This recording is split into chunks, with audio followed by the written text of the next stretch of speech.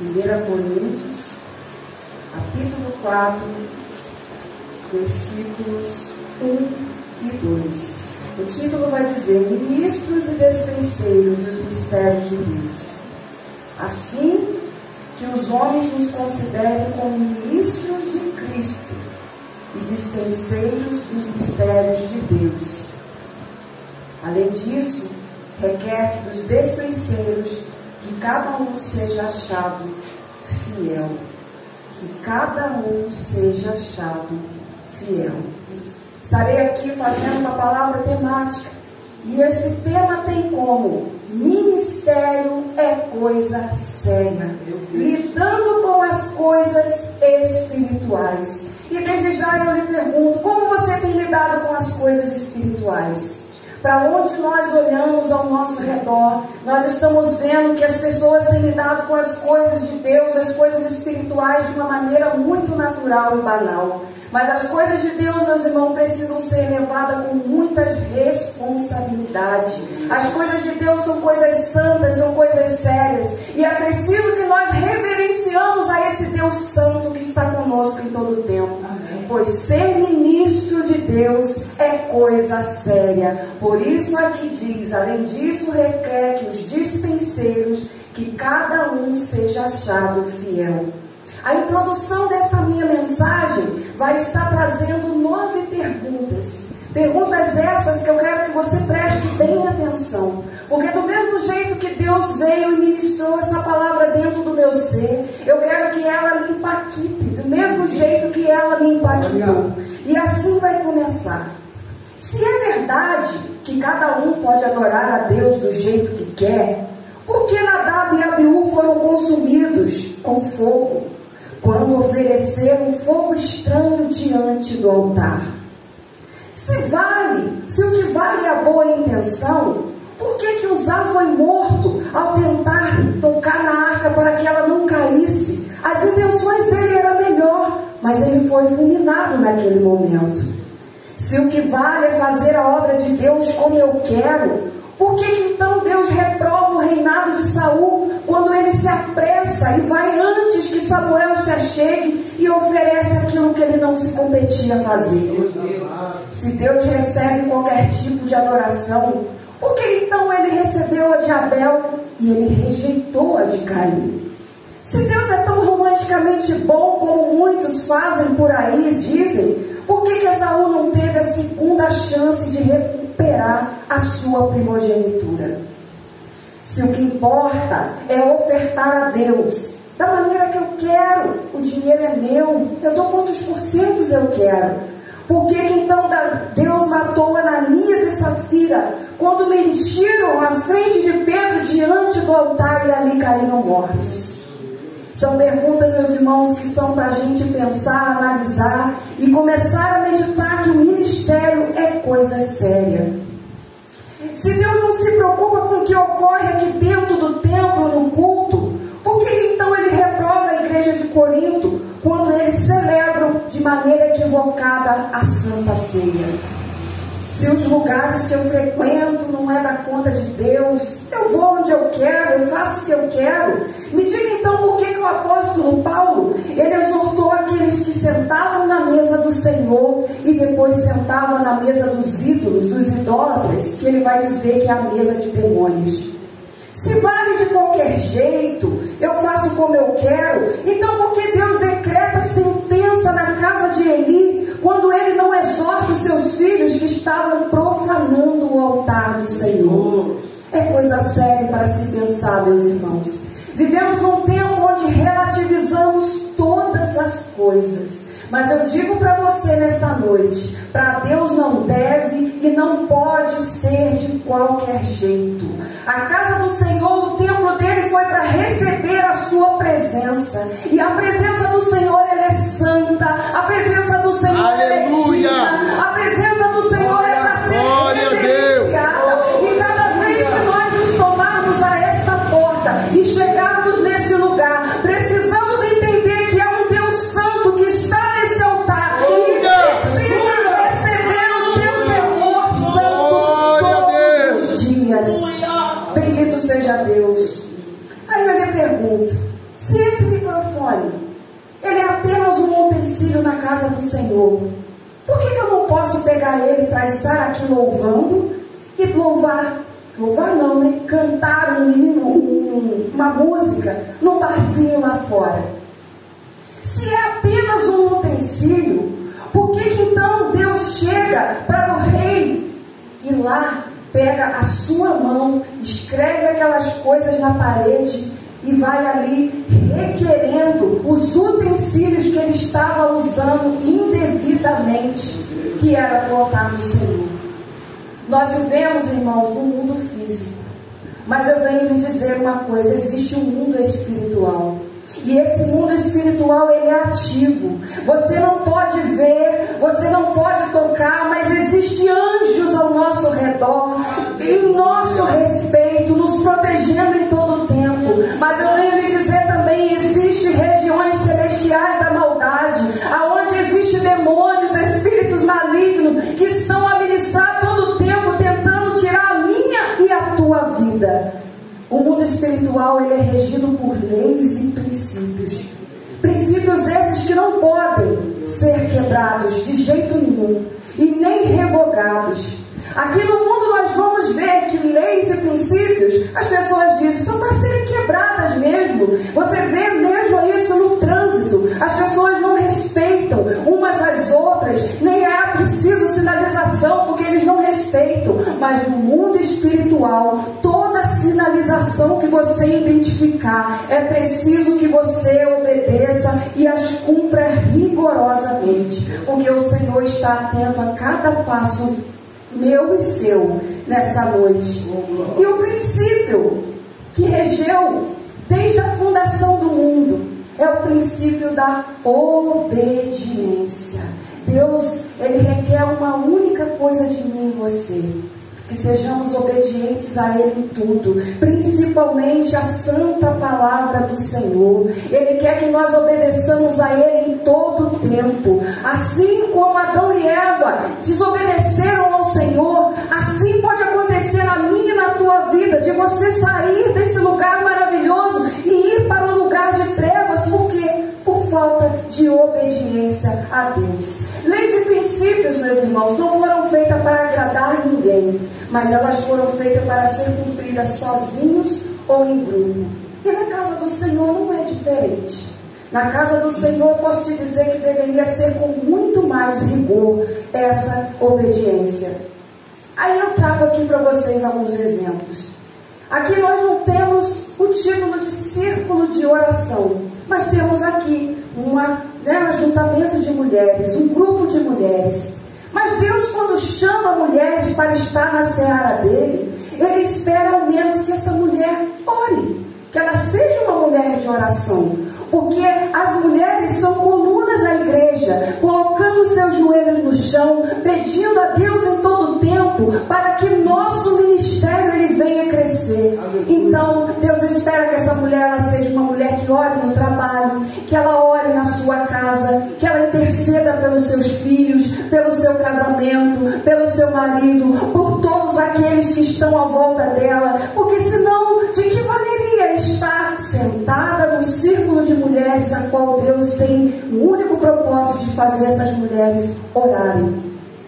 Deus, quando chama um homem ou uma mulher para estar pregando a palavra dele, Ele espera ao menos que esse homem e essa mulher se assente na sua casa, pegue a Sagrada Escritura e comece a meditar como está lá escrito em Josué: meditar de dia e de noite, para que essa palavra não saia de dentro de nosso ser. Porque senão, de que valeria um pregador vir para a casa do Senhor se ele não lê nem as Sagradas Escrituras?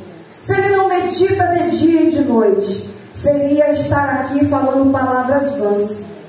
Quando Deus chama um homem ou uma mulher ao pastoreio, porque nós temos o pastoreado feminino, nós temos o pastoreado masculino, Ele espera que pelo menos sejam homens e mulheres que sejam servos do Senhor, que sirvam aos outros, que cuidem de vidas. Ele espera que eles cuidem da sua casa, da sua família. Ele espera que todos eles sejam apacentados por eles, porque senão valeria chamar um homem ou uma mulher ao pastorado se eles não cuidam nem da sua própria casa? Antes, meus irmãos, havia um princípio que não era quebrado de jeito nenhum. E hoje em dia nós vemos que ele está em falta. Quando era para ser chamado um homem ou uma mulher ao ministério do Senhor, se orava a fio, aí entrava as mulheres do círculo de oração. Elas oravam, jejuavam, clamavam, subia monte e faziam propósitos, até que Deus falasse ao coração do pastor quem seria o próximo que seria levantado para estar ajudando na obra do Senhor. Assim nós vimos também em grandes congressos quem seria chamado para estar ministrando naqueles dias. Era abaixo de joelho no chão, jejum, oração, consagração, e isso, meus irmãos, era meses a meses, até que Deus ia e colocava no coração do pastor quem seria o próximo que estaria ali fazendo tudo aquilo. E por que infelizmente essas coisas vão se perdendo? E é o que nós vemos. Ministério é coisa séria. E por que hoje em dia os grandes ministérios e até os pequenos estão indo de mal a pior? Porque deixaram de consultar ao Deus vivo, aquele que fala, aquele que sabe de coisas ocultas que eu e você não sabe, mas ele sabe. Antigamente se olhava a conduta das pessoas. Posso te dizer que botavam um fiscal, vamos dizer assim, para estar olhando e observando a vida de cada irmão. E ali se via, olha, lá, aquele irmão, ele cuida bem da sua casa, aquela irmã, ela tem dedicação à sua família, olha como é que ela se comporta no trabalho, olha como é que ele fala lá no seu trabalho. E isso, meus irmãos, está lá em Timóteo. As pessoas precisam ser irrepreensíveis na sua conduta, e as mulheres não poderiam ser mulheres maldizentes, mulheres faladeiras, mulheres fofoqueiras. E tudo isso nós vimos que a igreja primitiva, ela era uma igreja que crescia em abundância, em graça, em milagres, em curas. Por quê? Porque eles não deixavam de jeito nenhum de ter princípios e valores do reino de Deus para as suas vidas. Homens e mulheres que têm chamado de Deus não lidam com o seu chamado como se fosse um hobby.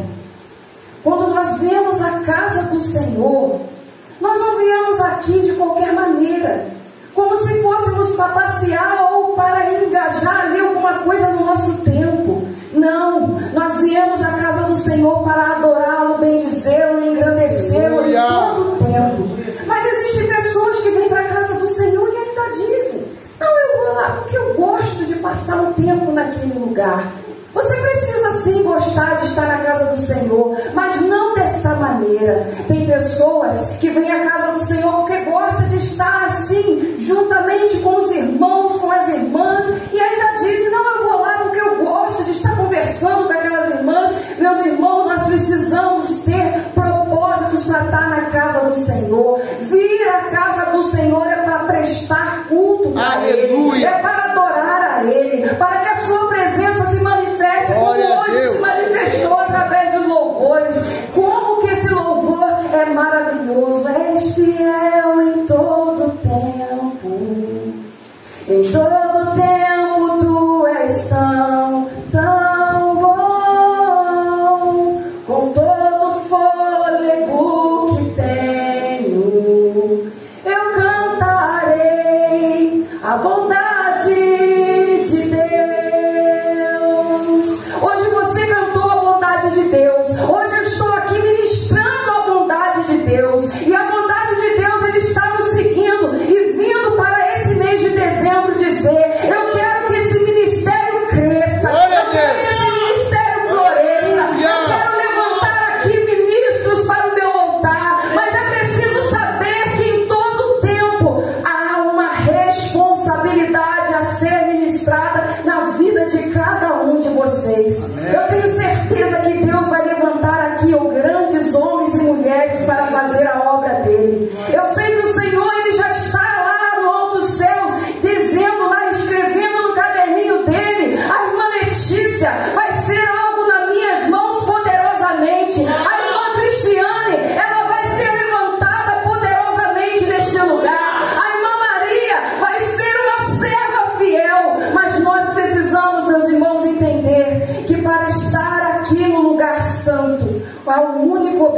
objetivo: louvar, bendizer, engrandecer, enaltecer. Se você fizer isso, é como a pastora me disse numa das nossas conversas no WhatsApp: nós vamos para adorar a Deus, porque tudo que Ele tinha que fazer por nós, Ele já fez. Glória a Deus. Entregou Jesus lá na cruz do madeiro, pela minha e pela tua vida. Então, meus irmãos, quando você chegar aqui neste lugar, saiba de uma coisa: Deus, Ele tem guardado a minha e a tua vida para um propósito maior, e esse propósito vai chegar. Nós não sabemos quando. Nós estamos aqui profetizando para o mês de dezembro, então vamos profetizar: o mês de dezembro será um mês de levantar ministérios de Deus neste lugar. Bendito seja o nome do Senhor. O ministério, meus irmãos, não é para realizar sonhos. Nós às vezes temos a mania de dizer, né? Eu tenho um grande sonho de ser uma missionária.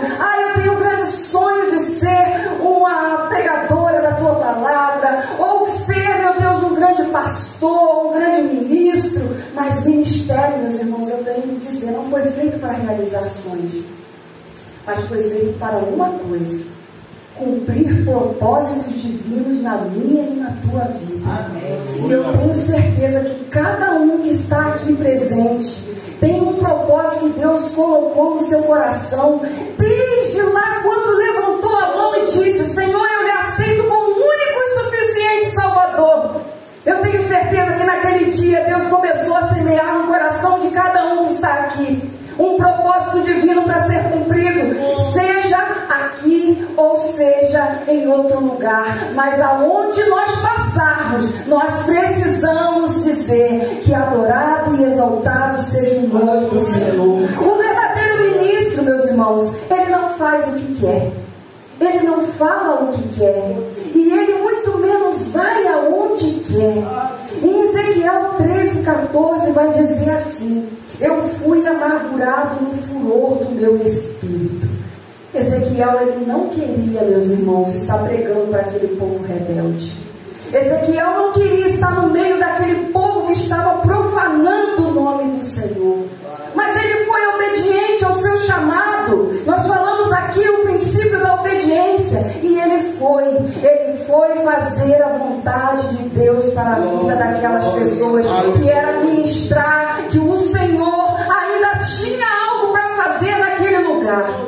E assim, muitas das vezes vai ser na minha e na tua vida. Quando Deus começar a levantar grandes vasos, muitas das vezes Deus vai colocar em lugares e situações desconfortáveis, mas nós vamos precisar dizer: eis-me aqui, Senhor, faça-se em mim o teu querer, faça-se em mim a tua vontade, não seja feito como eu quero, mas seja feito da maneira que o Senhor aprover. E essa aqui é uma coisa que eu acho interessante no coração de Deus. Tem vezes que Deus vem assim: você programa e Ele vai e desprograma o que você programou. Você agenda, Ele vai e desagenda o que você agendou. E muitas das vezes é o contrário, como foi na minha vida. Eu estava programada para estar aqui fazendo a abertura deste culto. Quando Deus vem, de repente Ele desprograma tudo e me agenda para estar aqui ministrando a palavra do Senhor. Mas eu tenho uma experiência, meus irmãos, contrária, de desobediência. Nós sabemos quando somos chamados para fazer a obra do Senhor. Ele testifica dentro do nosso ou no coração dos nossos liderados, das nossas lideranças, melhor dizendo. E se Ele testificou no coração do pastor, se Ele testificou no coração da pastora, eu não poderia dizer não, mas fui muito tentada a dizer. Mas em outra oportunidade, eu sabia que eu não era para estar aceitando ir ministrar no lugar que eu não fui, até no caso. Por quê? Porque eu estava com a intenção e a motivação errada. O que é intenção e motivação errada? Eu fui, meus irmãos, dizer sim, eu vou ministro por apenas amizade. E não se faz obra de Deus por amizade. Não se diz sim por amizade. Você diz sim para o nosso Deus, faz tudo para a obra dele, mas não pode agradar ninguém. E decidi agradar meu esposo e agradar a irmã que estava me chamando. E você não sabe que horror que eu passei. Foi confusões mentais, a palavra não vinha e ela não ia vir nunca. Por quê? Porque não era a vontade de Deus, e nós precisamos, meus irmãos, colocarmos na mão de Deus. Assim como a pastora me mandou ontem uma mensagem dizendo: se coloque na mão do Espírito Santo, e eu me coloquei e hoje estou aqui, e não é errado, isso funciona. Se coloque diante da presença do Espírito Santo e Ele vai reger todas as coisas. Não se levanta pessoas no ministério apenas por amizade, por se conhecer. Não, assim como foi dito aqui anteriormente, é preciso observar a conduta, observar como aquela pessoa está caminhando, e ali sim, começar assim, questionar a Deus: Deus, e aí, essa pessoa? Sim, eu com certeza tenho para te dizer, Deus vai confirmar o ministério para a glória do nome do Senhor. Mas em tudo isso que eu disse, você pode me perguntar: e o livre-arbítrio? Eu não tenho livre-arbítrio de aceitar ou não alguma coisa? Eu não tenho livre-arbítrio de dizer sim ou não?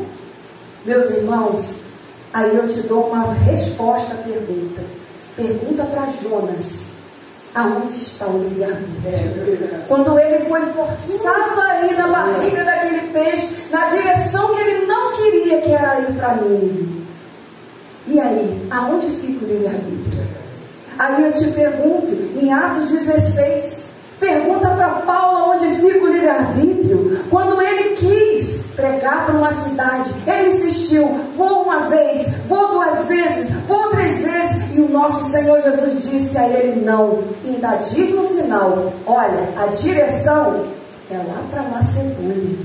Aonde fica o livre-arbítrio? Eu posso te falar, meus irmãos, eu não entendo o livre-arbítrio para poder aqui estar expressando para vocês. Mas uma coisa Deus me fez compreender: que um homem e uma mulher chamados por Deus, cabe somente fazer uma oração: Senhor, seja feita a tua vontade. Quando nós levantamos as mãos para o nosso Deus, não nos cabe livre-arbítrio, cabe a vontade dele para a minha e para a tua vida, porque nós sabemos que a vontade do Senhor é boa, é perfeita, é agradável e não falha. E aí, meus irmãos, eu tenho aqui uma frase que eu coloquei para nós podermos entender um pouco do que eu disse aqui agora. Livre-arbítrio é a liberdade de aceitar a vontade de Deus na minha e na tua vida. Livre-arbítrio é a liberdade, quando eu tenho a liberdade de aceitar a vontade de Deus, aí entra esse livre-arbítrio. Que nós possamos sempre pedir ao Senhor orientação, discernimento dos Espíritos, para estar cumprindo todo o bom propósito. E aí, nós vemos no Antigo Testamento, o sacerdote. O sacerdote, ele era uma pessoa comum até então, mas no mundo espiritual, meus irmãos, não. Aí você vai entender uma coisa: havia coisas que o levita podia fazer que o sacerdote não podia. Havia coisas que o sacerdote já fazia que o levita não podia fazer. E havia coisas que já ia para o sumo sacerdote, que ele fazia, que o levita não podia, que o sacerdote não podia, mas que ele ali poderia fazer. Mas aonde você quer chegar com isso?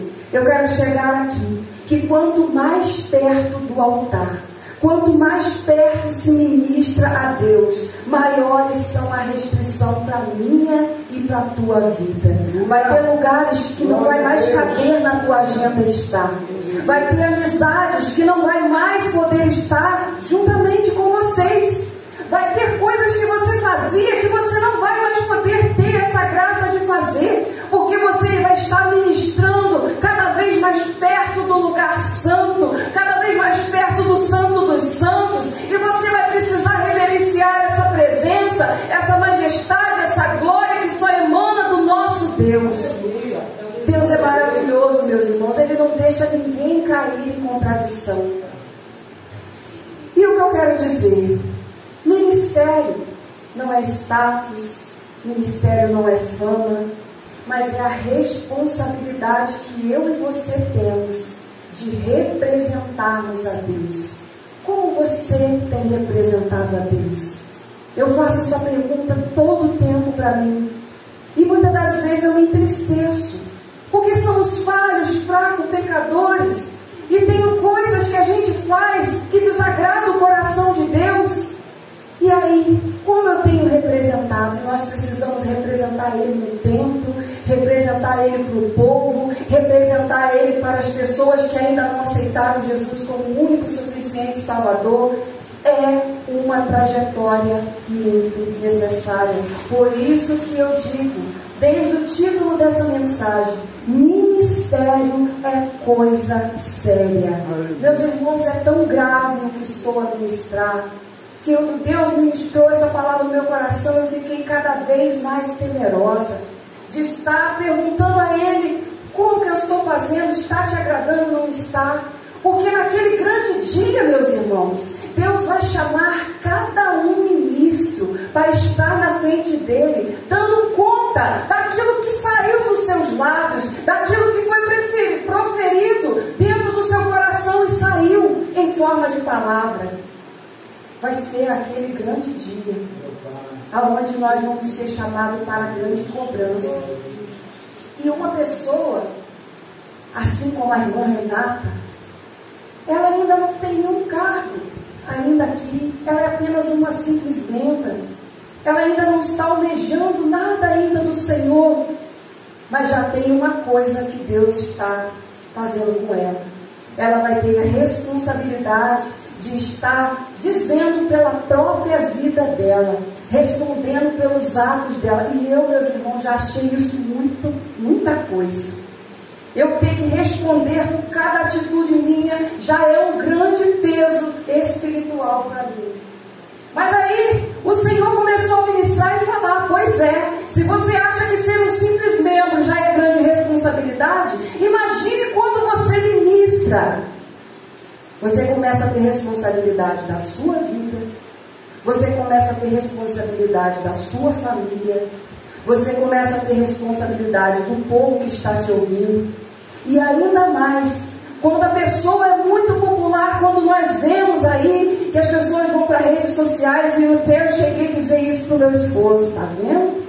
Não é só botar uma carinha bonita, não é só dizer algumas palavras, é uma responsabilidade.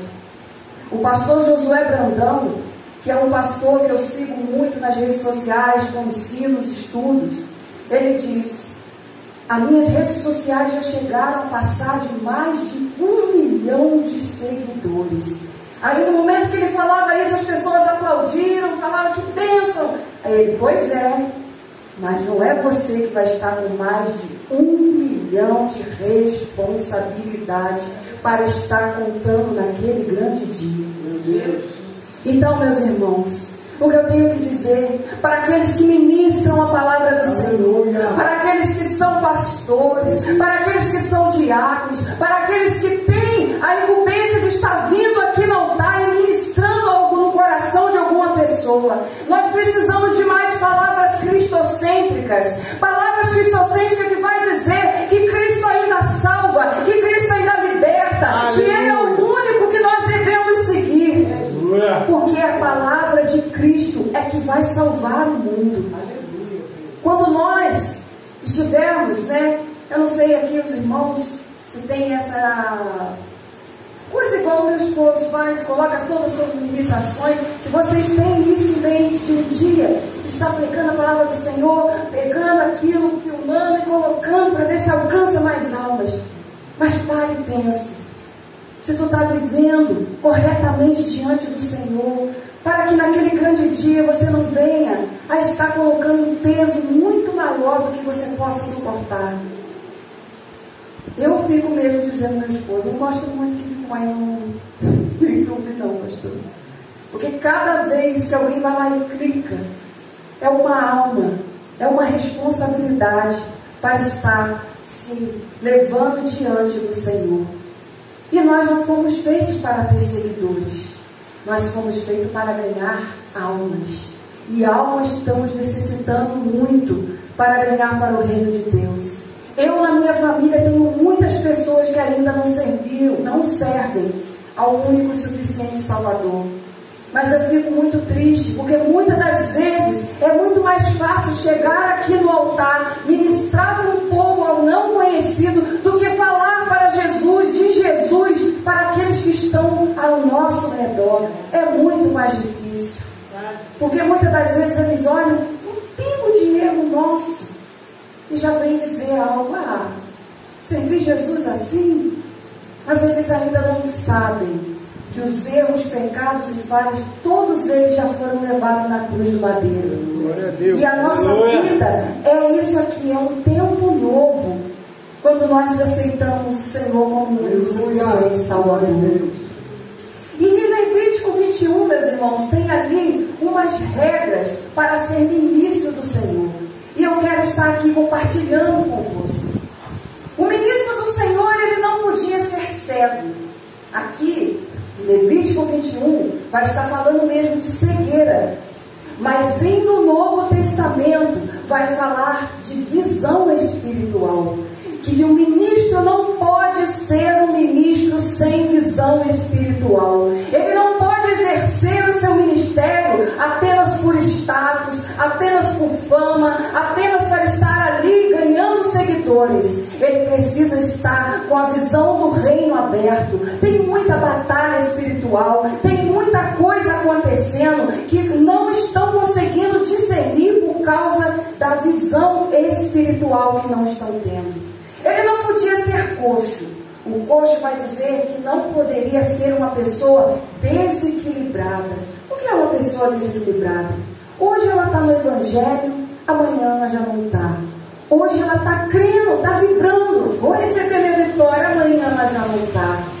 Hoje ela está aqui pregando, falando do Evangelho, da palavra do Senhor. Amanhã ela está na apostasia, abandonando a fé, dizendo que não é bem assim, que ele viu que estava equivocado. Não pode ser ministros desequilibrados. Não poderia ter o nariz achatado. Esse aqui é muito engraçado. Mas vai falar de pessoas que se metem na vida alheia. Pessoas que não podem ver o irmão fazer alguma coisa que já está ali dando pitaco. Pessoas que não podem ver o irmão melhorar numa situação que já fica ali dizendo: mas será? Como é que ele conseguiu aquilo? Não poderiam ter ministros de nariz achatado, para não ser mexeriqueiro na vida alheia. Não poderia ter um membro demasiadamente comprido. E isso vai falar de moderação. O crente precisa ser moderado. O ministro da casa do Senhor precisa ser um ministro moderado. E o que isso quer dizer? Que ele precisa ter controle de si mesmo, seu domínio próprio. Mas também vai falar de pessoas que gostam de vir para a casa do Senhor. Eu não sei se você já viu pessoas assim, mas eu já. Que quando está na casa do Senhor, às vezes faz aquela gargalhada espalhada, conta piadas. Uma coisa que eu acho muito feio, ficar de brincadeirinha com os irmãos dando tapinha. Precisamos ter postura para que as pessoas lá de fora possam olhar aqui dentro e ver que somos espelho para a vida deles. Não podia ter os pés quebrados. Vai falar de pessoas que não se mantêm de pé. Tem pessoas, Jesus, que não dão bem no trabalho, não se dão bem na família, não se dão bem no rol dos amigos. E no final ele vem dizer assim: eu acho que Deus me quer no ministério. Sai fora. Ministério é coisa séria. Muitas das pessoas olham para a vida dos pastores e pensam assim: que vida mole, que vida mansa, tem que estar lá só no horário do culto, o resto do dia dele, ele fica só para ele. Eu preciso estar num lugar desse, esse é o meu chamado. Não é bem assim. Começa a fazer, tentar analisar a vida dos pastores para ver como é que é. Não podia ter as mãos quebradas. E isso vai falar de trabalho, disposição para gerar dentro da igreja. é o que mais às vezes a gente encontra dificuldade de estar tendo dentro da casa do Senhor. Pessoas que queiram ter a disposição de estar vindo aqui, assim como o irmão Márcio falou, a sua oferta pode ser em espécie, valores, mas você pode também estar vindo para a igreja do Senhor mais cedo e perguntando: eu posso dar uma ajuda numa limpeza? Mas tem gente que não tem disposição para gerar. Você pergunta para ele: vamos fazer um momento de oração de joelhos? Eu vim, meus irmãos, de uma igreja que infelizmente eles disseram para mim assim: olha, irmã, aqui não vai ter nada disso. Porque já imaginou se alguém chega lá de fora e vê a gente de joelho um tempão? Essa pessoa não vai querer ficar aqui. Meu Deus, aquilo quebrou meu coração. Porque nós sabemos que a oração é a chave da vitória para crescer no ministério, para fazer grandes coisas. Tem pessoas, irmãos, que a gente chama para estar ensaiando, né? Muitas das vezes, assim, quando tem culto de mulheres, para estar ensaiando um louvor. Ah, irmão, vamos ensaiar um louvor? Ah, não, hoje não dá, amanhã não dá. Vamos fazer uma visita? Ah, vamos ver se dá. Indisposição para gerar na casa do Senhor. E nós precisamos pedir: Deus, manda pessoas com disposição para a nossa casa. Não podia ser corcunda. Vai falar de pessoas que vivem olhando para baixo, que estão presas nas coisas desse mundo, que não deixam a nova vida de Cristo entrar na vida deles e estão presos ainda no passado. E nós já temos aqui, é um novo tempo para viver na minha e na tua vida.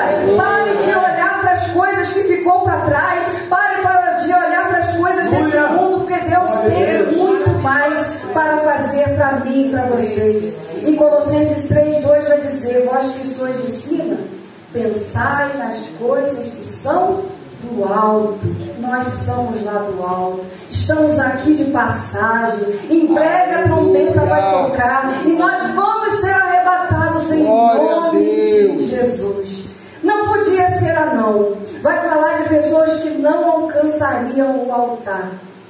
Lá está falando mesmo de um anão. Mas aqui, meus irmãos, nós estamos falando de conduta. Pessoas que não estão à altura do altar.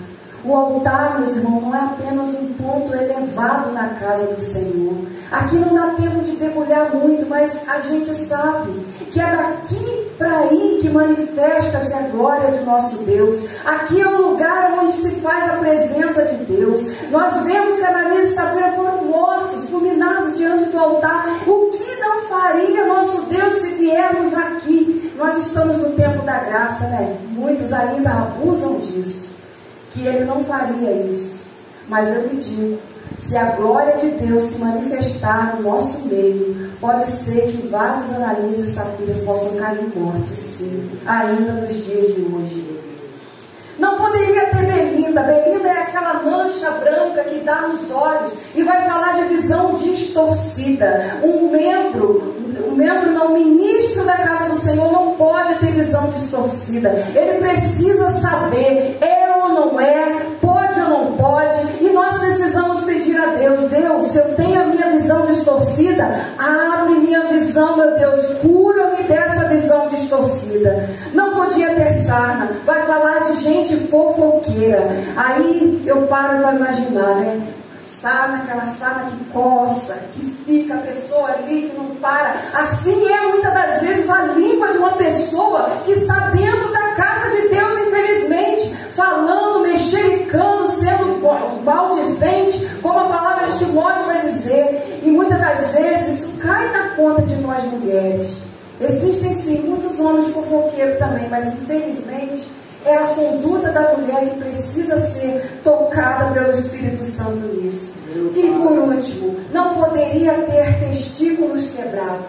Vai falar da incapacidade de gerar. Nós fomos chamados para gerar filhos de Deus.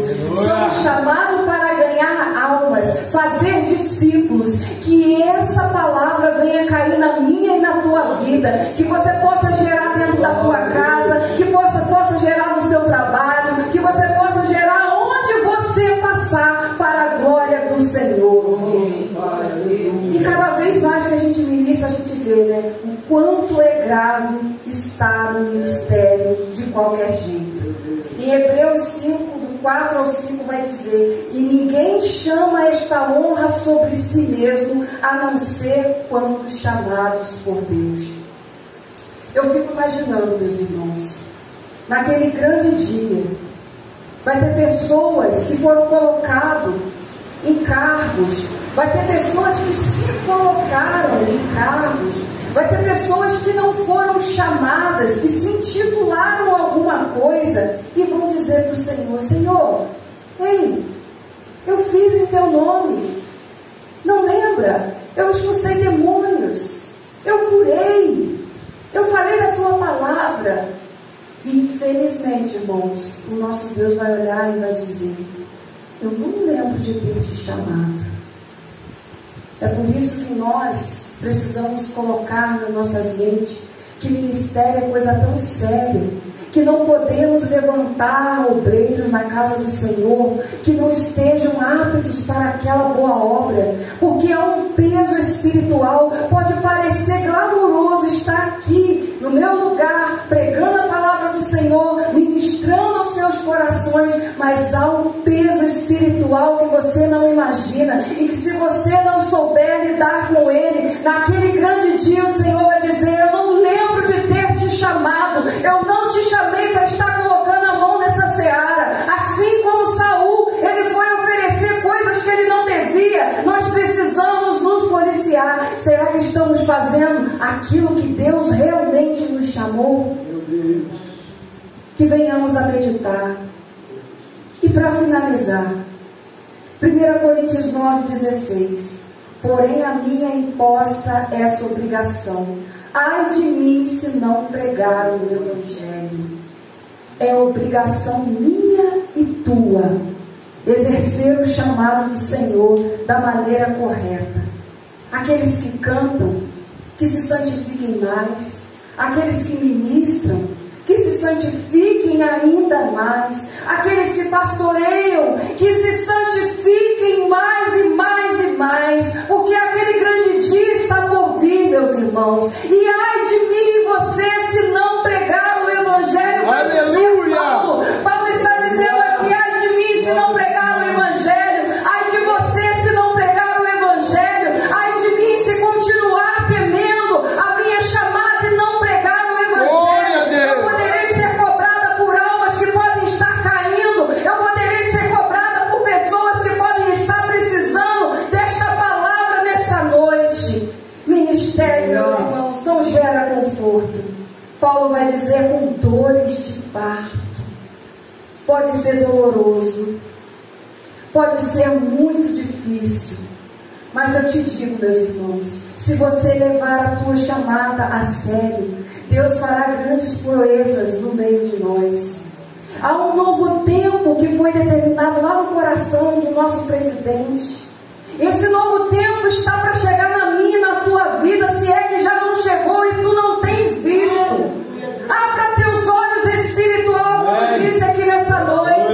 Peça a Deus que te dê discernimento, peça a Deus que te dê clareza, distorce as vistas, Senhor, para que esse povo veja, para que eu veja que há um novo tempo que se começou. Eu recebi essa palavra da minha pastora: um novo tempo na minha vida, e é por isso que eu aqui estou, debaixo da misericórdia de Deus. É hora de repensarmos na nossa jornada, é hora de repensarmos em tudo aquilo que nós ouvimos aqui nessa noite. E eu quero agradecer profundamente ao nosso Deus por ter sido comigo nesta noite, por ter sido com vocês que estão aqui, que não olharam para a chuva, não olharam para a dificuldade, mas vieram adorar ao único que é digno de receber a honra e a glória, a força e o poder, ao Deus eterno, invisível, mas real. A Ele ministramos o louvor. E eu agradeço essa rica oportunidade em nome de Jesus.